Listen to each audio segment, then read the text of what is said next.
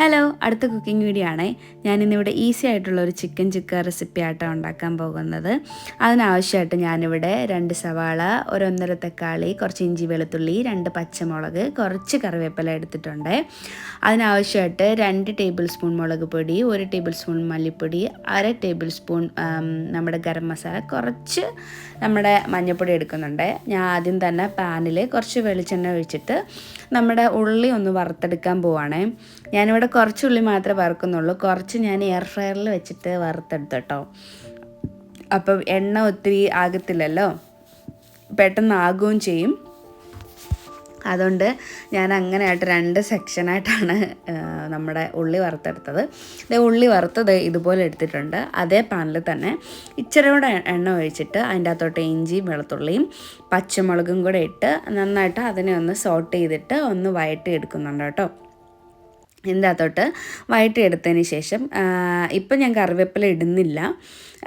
ആവശ്യത്തിനുള്ള നമ്മൾ എടുത്തു വെച്ചിട്ടുള്ള മസാലകളും കൂടെ ഇട്ടതിന് ശേഷം അതിൻ്റെ മസാലകളുടെ പച്ചമണം ഒന്ന് മാറ്റിയെടുക്കണം. ഇതിൻ്റെ അകത്ത് ഇപ്പം എണ്ണ കുറവായതുകൊണ്ട് നിങ്ങൾ വിഷമിക്കേണ്ട കേട്ടോ. കാരണം നമ്മൾ തക്കാളി ഞാൻ ഇട്ടു. തക്കാളി ഇട്ടിട്ട് ഒന്ന് ഇതിനെ മിക്സ് ചെയ്തെടുക്കാൻ പോവാണ്. അപ്പോൾ ആ ഒരു ഡ്രൈ ഫീൽ നിങ്ങൾക്കൊന്ന് മാറിക്കിട്ടും.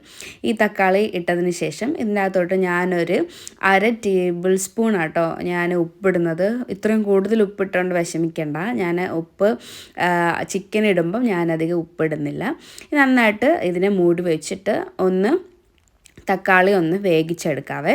തക്കാളി ഇത് മൂടി വെച്ചിട്ട് ഞാൻ കുറച്ച് നേരം ഒന്ന് വേവിച്ചെടുത്തിട്ടുണ്ട്. അതിനും കൂടെ ഒന്ന് ഇളക്കി. തക്കാളി അധികം എണ്ണ ഇല്ലാത്തതുകൊണ്ട് ചെറുതായിട്ടൊന്ന് അടിയിൽ പിടിച്ച പോലെ തോന്നും, പക്ഷേ അടിയിൽ പിടിച്ചിട്ടില്ലായിരുന്നു. പിന്നെ അതിനകത്തോട്ട് ആ മസാലകളിലോട്ട് എടുത്ത് വെച്ചിരിക്കുന്ന ചിക്കനും കൂടെ ഇട്ടിട്ട് ചിക്കനും ആ മസാലയും കൂടെ ഒന്ന് മിക്സ് ചെയ്ത് ഇതുപോലെ എടുക്കണം. പിന്നെ അടച്ച് വെച്ചിട്ട് ഇതിനെ നമുക്കൊന്ന് വേവിച്ചെടുക്കാം കേട്ടോ. ഞാൻ ചിക്കനിലെ വെള്ളം ഒന്നും ഒഴിച്ചിട്ടില്ല, ചിക്കനിൽ നിന്ന് തന്നെ വെള്ളം ഇറങ്ങി. അതിനകത്തോട്ട് ഞാൻ കുറച്ച് കുരുമുളക് പൊടിയും കുറച്ച് എക്സ്ട്രാ ഗരം മസാലയും കൂടെ ചേർത്ത് നന്നായിട്ട് യോജിപ്പിക്കുന്നുണ്ട്. ഞാൻ ഇതിനെ അടച്ച് വെച്ചിട്ട് വേവിച്ചെടുക്കുന്നുണ്ട് കേട്ടോ. എക്സ്ട്രാ വെള്ളം യൂസ് ചെയ്യുന്നില്ല. പിന്നെയും ഞാൻ അടച്ച് വെച്ചു.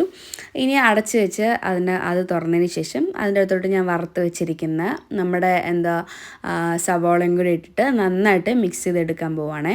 നമ്മുടെ പരിപാടി കഴിഞ്ഞു. ഇവിടെ നമ്മളിത് നന്നായിട്ട് മിക്സ് ചെയ്തിട്ട് ഇതിനെ കുറച്ച് നേരം ഒന്ന് വേവിച്ചെടുക്കുന്നുണ്ട് കേട്ടോ. ഒന്ന് അടച്ച് വെച്ചിട്ട് ഒന്ന് വേവിച്ചെടുക്കുന്നുണ്ട്. പിന്നെ ബാക്കി വന്ന കുറച്ച് നമ്മുടെ കറിവേപ്പിലയും കൂടി ഇട്ടിട്ട് ഒന്ന് മിക്സ് ചെയ്തെടുക്കുന്നുണ്ട് കേട്ടോ. ഈസി ആയിട്ടുള്ള റെസിപ്പിയാണ്. ഒത്തിരി സ്റ്റെപ്പൊന്നുമില്ല. ഉണ്ടാക്കാൻ എളുപ്പമാണ്. ടേസ്റ്റും നല്ലതാണ്. നിങ്ങളെല്ലാവരും ഉണ്ടാക്കി നോക്കണം. Okay, by.